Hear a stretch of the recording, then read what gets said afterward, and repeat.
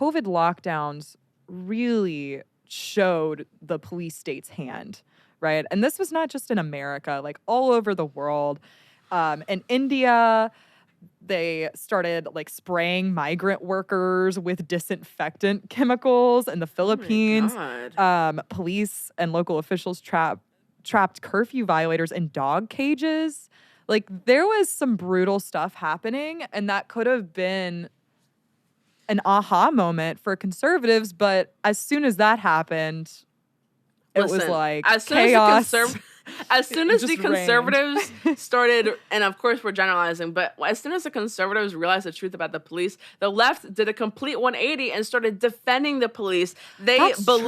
They Oh my believed the gosh, science yeah. so hard that they literally excused police shutting down churches, breaking up Thanksgiving dinners, locking Yeah. people up, shutting people's small businesses down. There was a woman who ran for state rep in Texas, Shelley Luther. She was a Yale endorsed candidate whose business, I remember her. she owned a salon. She was She thrown got in thrown in jail. jail. She was Like this thrown little in jail lady. for working at her hair salon. She was thrown in jail, but she ran for state rep after that. And Greg Abbott, the perfect conservative Republican governor of Texas, had literally funded like thousands of dollars against her opponent.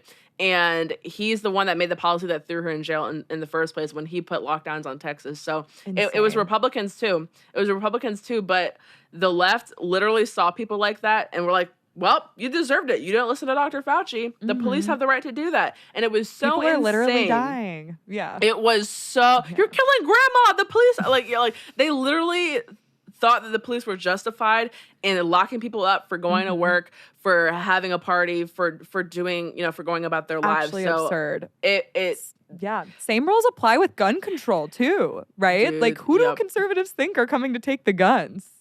Don't ask them that question. They don't want to answer that question. Who do you think is coming to take your gun? When I was in my cognitive dissonance phase, when I was like 15, 16, starting to, be a law enforcement fan or whatever, I would not have been able to answer that question truthfully and still remained in that talking point. And so I had to come to that conclusion on my own to kind of get out of that mindset. But a lot of people are just not challenging themselves enough. Yeah. Maybe this podcast will help them with that. And that's not me trying to sound like high and mighty, because I changed my opinion by listening to people. That's really the only way you can get exposed to other ideas, is to listen, I think it's pretty telling that both sides are fine with police abuse of power when it's against their enemy.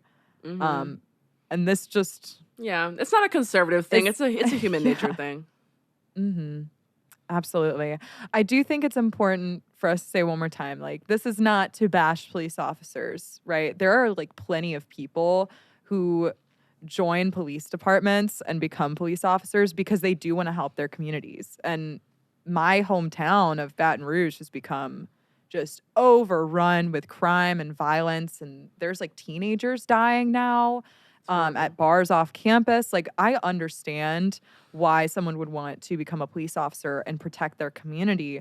But it's like, when we have a system set up so that there is no accountability for when like police officers hurt other people, then that can corrupt almost anyone. And the problem goes so far all the way up that it's almost impossible to conceive. But obviously the police are enforcing laws that our legislative branch makes, that we all vote for, that we all endorse, that we all pay taxes for.